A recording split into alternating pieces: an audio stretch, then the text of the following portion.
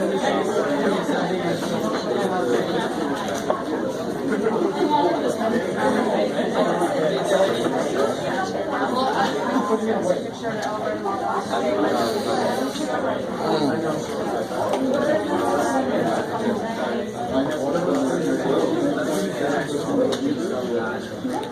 right, guys. So one thing you definitely don't need on there is the old standard deviation formula from before. Remember that? Before that first test? We had to do the chart to find out the standard deviation, the sum of x minus... Don't put that. I told you we're just going to use one var stats after that first test.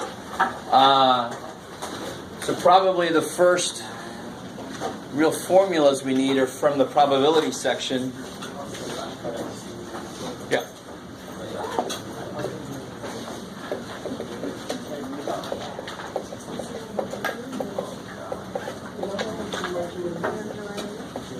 So they're probably A or B. Right? And again, if you already have these on your formula sheets, just you got them. Probably A given B. Anybody remember that was?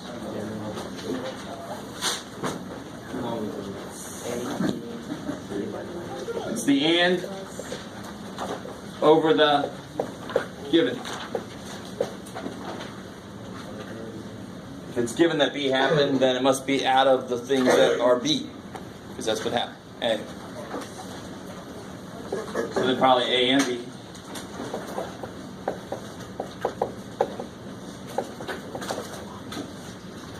Alright. So that's a little probability stuff. Hopefully that sounds familiar. Or is basically add. And is basically multiply.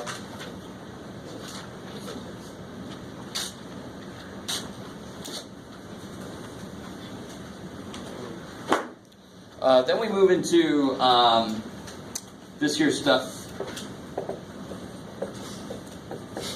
Remember this stuff? Oh, shit.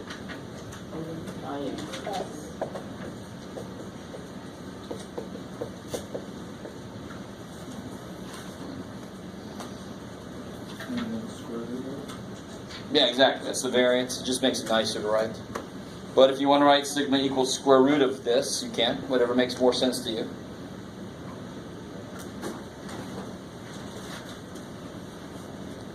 And then we also get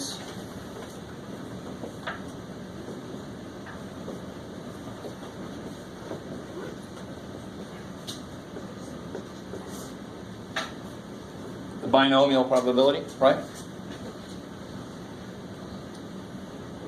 Now just because it makes more sense, not because I'm trying to screw those you in the back over, but I'm going to put this together with this. This is all binomial now, so then you'll say the mu, what's the mu, of course, for a binomial, for an NPQ problem? What's mu for an NPQ problem? NP. And the standard deviation is square root of NPQ.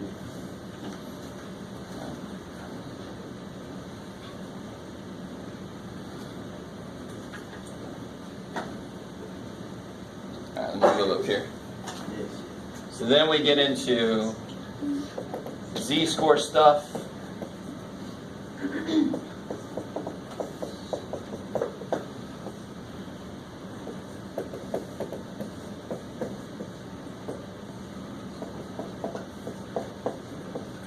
You got the stuff for populations, you got the stuff for samples.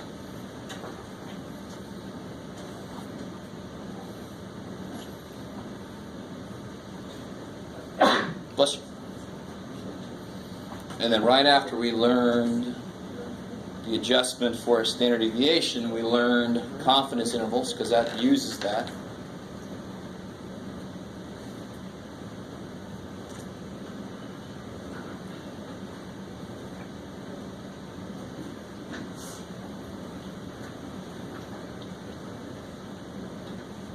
It's kind of amusing watching you guys do that.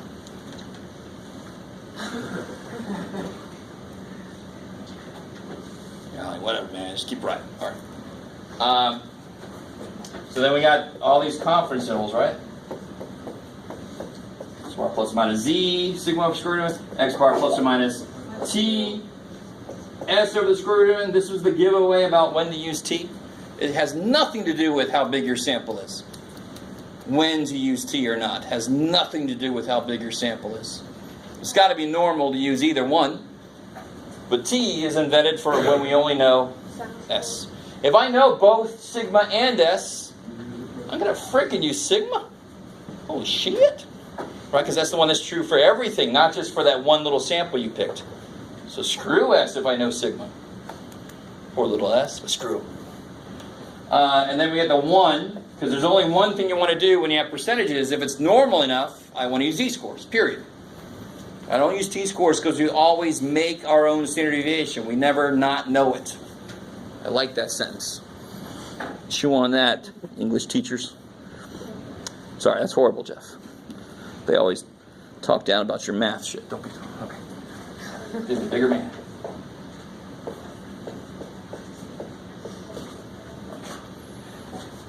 Let me stop there for a minute.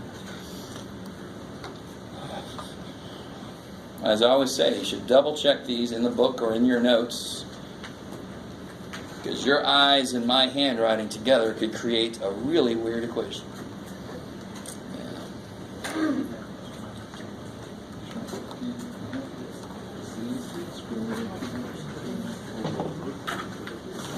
All right.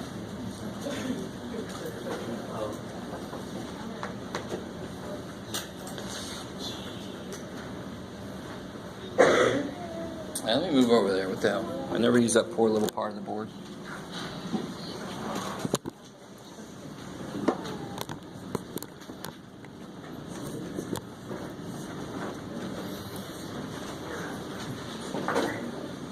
So then after we, kind of connected to this, but there's no room up there, but on your notes, on your formula sheet, you should put these together. There are those two formulas for figuring out the size of the sample you need.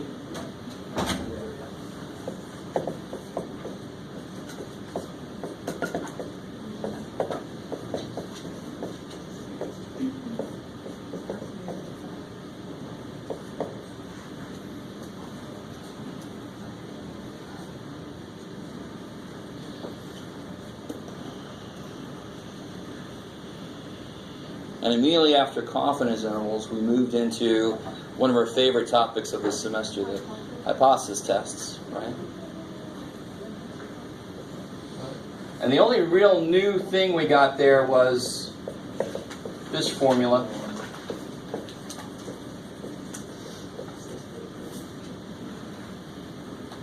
Notice the absence of hats on these letters. That's a strange phrase, but I like saying it. No hats here, because if I know P, I'm going to use that. I'm not going to use P hat. P hat is an estimation for P. In a hypothesis test, I always assume I know this from the claim.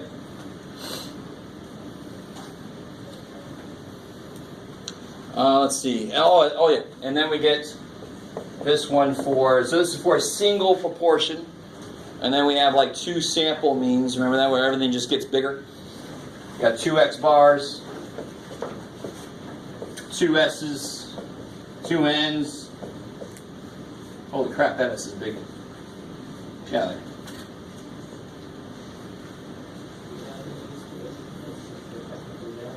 The biggest mistake I see is people forget to square these two standard deviations.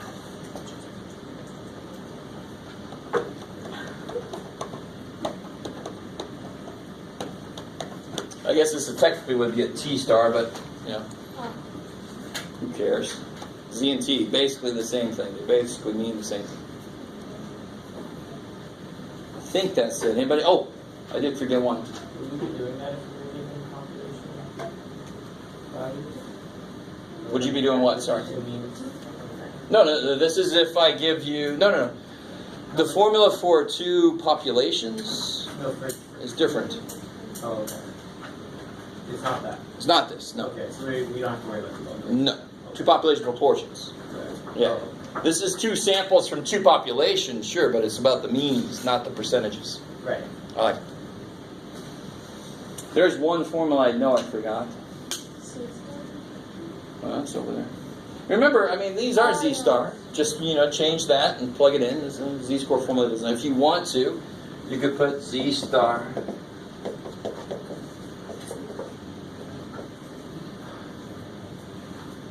right? But it's the same formula. The one I forgot was this one.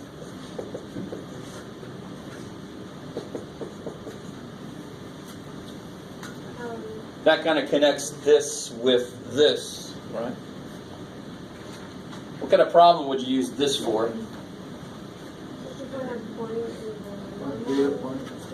Yeah, if I say find the 70th percentile, you look that up, you get the z-score, you plug it into this formula to get the raw score. Bam! That kind of problem. Find a score that bounds the upper 5%. You would use this formula to figure out the score.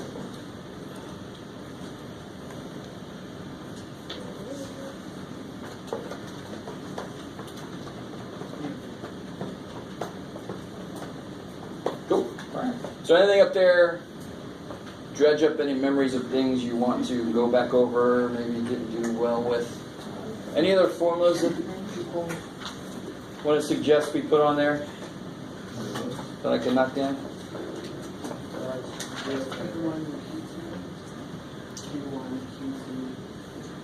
Q1 and Q2. Like the quartiles or whatever. Do you mean like for quartiles? Yeah. Oh, yeah, that's a process. You got to know that one. Man. Yeah, you got to know it's the 75th percentile for Q3, so you know how to find a percentile. It's not really a formula that we've ever written down. You just have to know how to do it. Could you go over one of the percentile races again? Like an example or something? You mean like from way back when we were doing like box and whisker, or do you mean like from z-score stuff? Z-scores. Z-score stuff, okay. Let's do that. So everybody got this here? Any other suggestions that I could shoot down, or? Yeah. So on the final, are you going to have any of the graphs that we did in the beginning, the little box thingy? I won't make you create them, but I might have some problems where they're made and you just have to answer some questions about it. Okay, so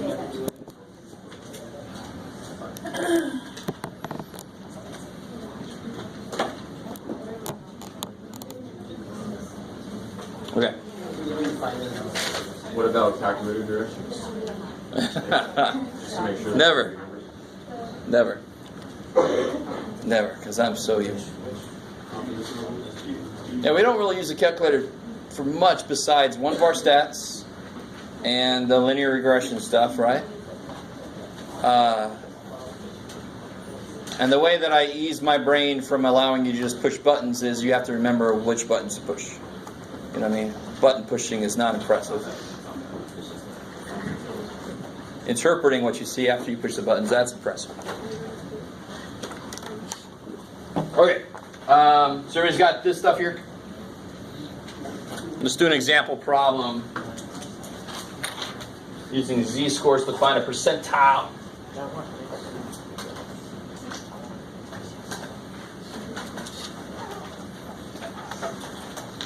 So let's say I got a mean of 28 days.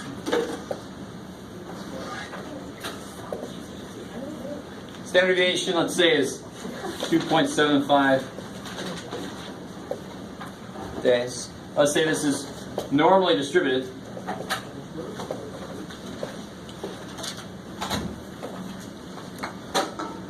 How long it takes for a person to become a rabid monster from being infected. I gotta watch some zombie movies or something. So let's say I want to find P22. Can you draw that first off? Can you draw the picture that represents that? What's it going to look like, of course, because I told you it's normal. Cool. Right. So it looks like a number line that got pregnant. Poor little number line. Hopefully it was planned. Where's P22 going to be? Yeah, it's got to be down here because it's only going to have 22% in there, right? The mistake people make is they put that there and they think it's a z-score. Is that a z-score? Hell no, it's an area, it's a percentage. I got to find the z-score. So take a minute and see if you can do that. Hopefully you have your z-score chart somewhere.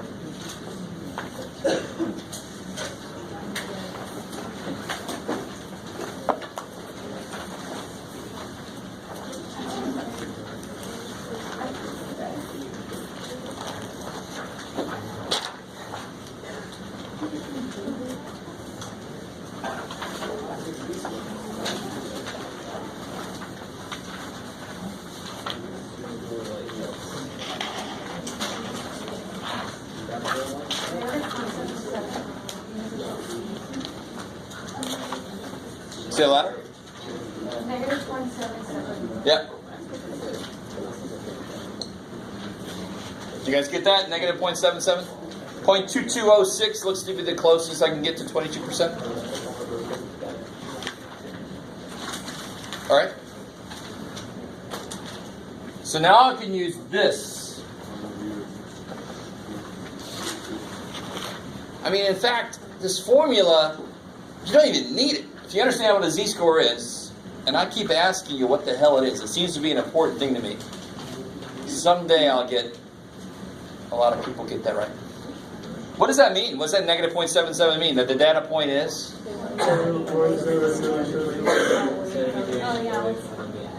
You say it more sleepily. Yeah. So that data point is 0.77 standard deviations below the mean. So I would start at the mean. The mean is 28.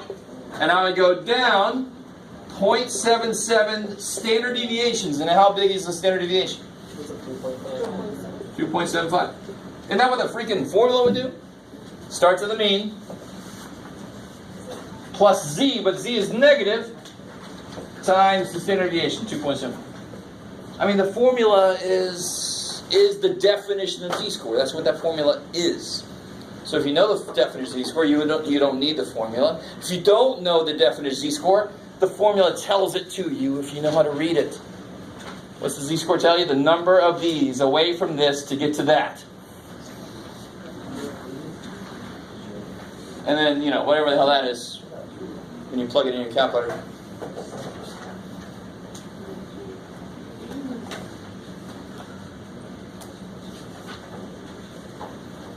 .1, 25.9 roughly.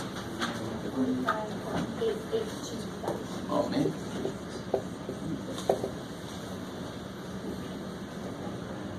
Alright, so if it took you about that long to become a zombie, you're in the 22nd percentile of people becoming a zombie in this. Is that cool? I mean, that's what I want to see. We've seen that kind of problem on every test since the second test, I think. Find the 5th percentile or whatever it was. Alright. Okay, cool. Is that cool? Whoever asked that question, is that decent? Yes, okay. Alright, where else do you guys want to do? Can you do something from chapter 10? Sure. So 10 was, there are only 2 sections we did in 10.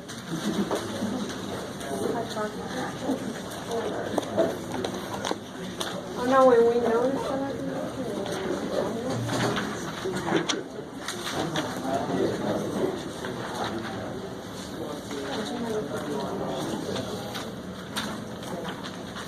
Yeah, I mean, the funny thing is, so 10.1 is if you don't know the population standard deviation. So obviously you got to use t-scores. If you only know S.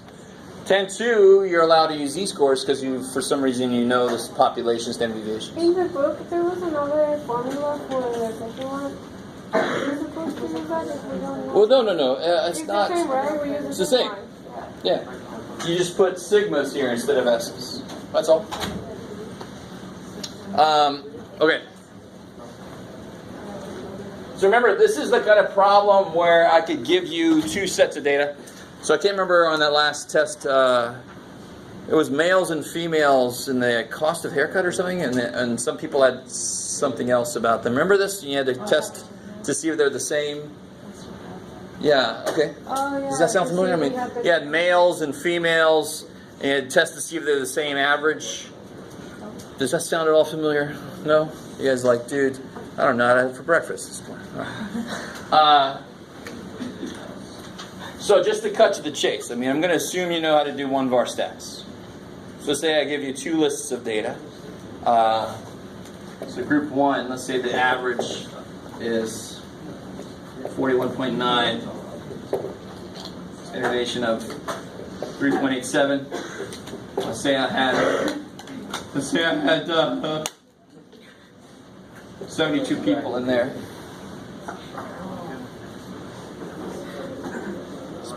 fifth puberty. I highly recommend going through that just once. Let's say for the second group of people that I pick, all right? Let's say the average is 38.7. Their standard deviation is 6.12. And I have, let's say, 30 people there. Let's say I'm checking to see, I think that my claim is that group 1 has a higher mean than 2.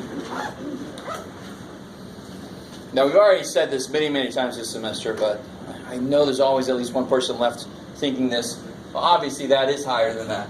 So why aren't we done? Because these are 2 samples from those groups, right?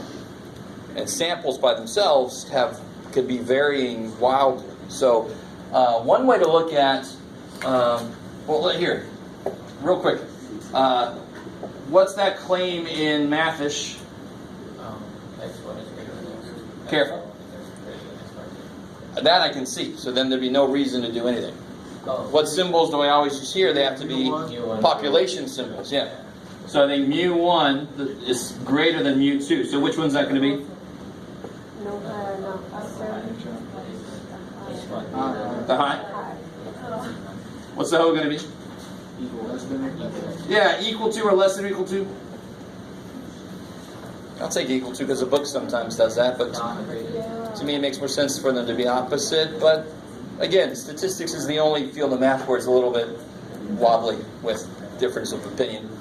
So there's going to be a what tail test? How many? One tail. So another way to look at this, real quick, based on what I just said a minute ago. What did I just say a minute ago? If this really is the mean difference, like in this case, this would be like 0. There's no difference. If I take samples, they're naturally going to be varying a bit. So one sample might be higher than normal, the other sample might be lower. So when I say that's the maximum accepted variability.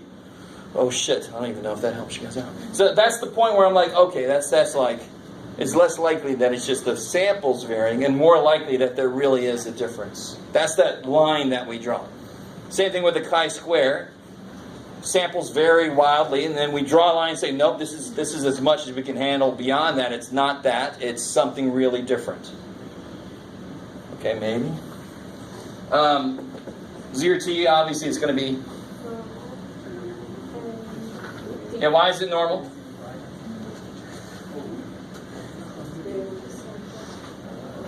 Samples are at least 30, that's fine, right? And T, because I only know S is known, not sigma. Sigma's not known. I like it. Cool.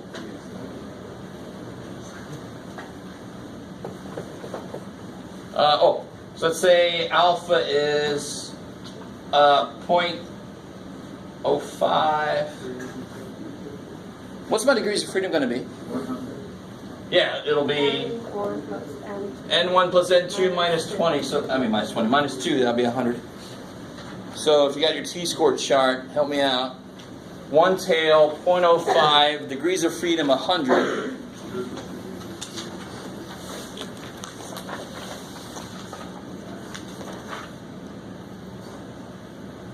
What 13646? Oh, no, sure. 1.6. Yeah, cool. What was the degrees of freedom again? Degrees of freedom formula for this, we chose to not use the one the book has. The one the book has is an acceptable way to do it, but it's remarkably disgusting. An also accepted way to get an approximate degrees of freedom is just to add the 2 and subtract 2. It's like if I add N1 minus 1 and N2 minus 1, well, together it makes it N1 plus N2 minus 2. That's much better to use that crazy formula, and it comes out pretty close most of the time to the formula anyway, so beautiful. I like it. So we got 1.660 So if T star is greater than that, I can do what? Reject the O, support the high. I like it. All right, and this. So chapter 10 is nothing different from chapter 9. The only real difference is the T-score formula, the T-star formula that I use. It's a little bigger because it's got to have room for 2 sets of information. That's the only difference. All the steps are the same. So now I do that formula over there. So x bar 1 minus x bar 2 divided by square root of that square divided by that. Oh, Jeff, this is so exciting. Oh, that's too bad. I know students kind of give up on stats because it takes a little while to write some of the formulas out, but if you just realize how interesting with humans created this shit and actually has useful outputs, it's crazy. Makes it a little easier to go through that. Let's see, maybe I should do this too. You probably want to make sure that you can actually do this before test day comes.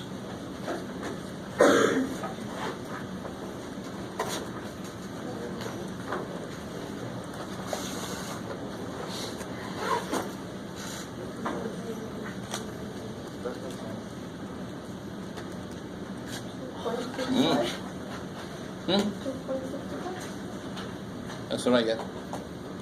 So make sure, if you want to like do better on the test, I don't know. Make sure you can get 2.65 out of this sucker. So what did we get far enough away? Totally, we got more than 1.660 away. So we can reject the O, support the high. Which one was the claim? The high was the claim, so I want to use this language. First off, does it make sense to say we succeeded? Yeah, we got in there. If we don't get in there, we failed. We have not found. If we get in there, we succeeded. We have found. Don't be giving me this, we have not found evidence to not reject. Oh, screw that. Right? We have gotten, we found evidence to support the claim that Group 1's got a higher mean than Group 2. You just use exactly the same language in the setup. So we have found sufficient evidence to support the claim that Group 1 is higher than Group 2's mean. That's it.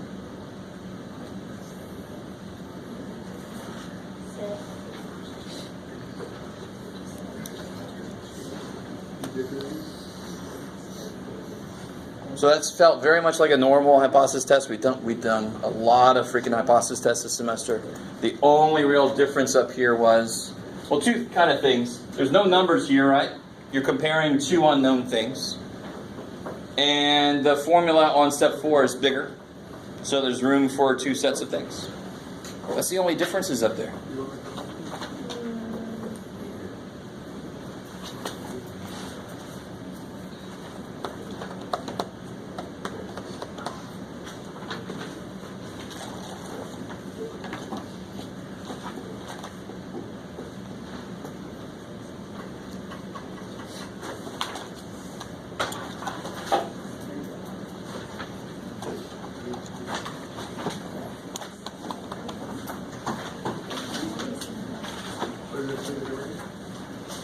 I just jammed for a while, yes. Degree of being formula down. Oh, this guy? Yeah. Sure. Why not? Wow. Last time you didn't have a... I know. You can put that on your formula sheet if you want to. Do it now before I change my mind. That's it. That's all the concessions I'll do.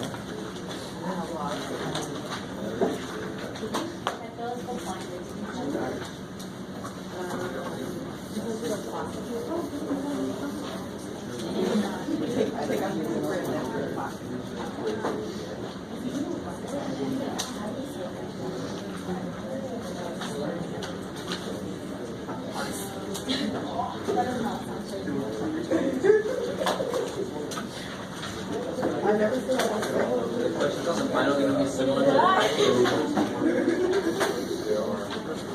Sort of. Yep.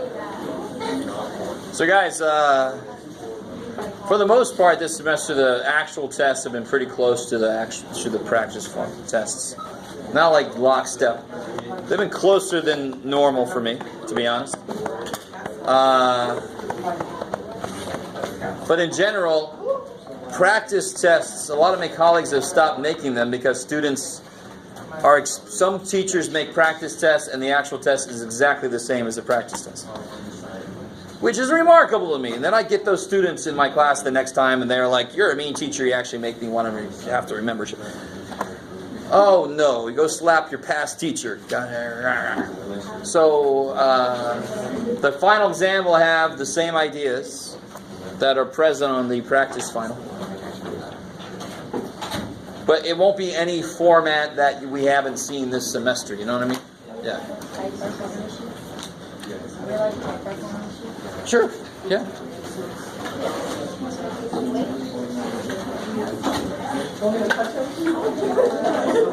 Wow. If you guys are ready, it's fine.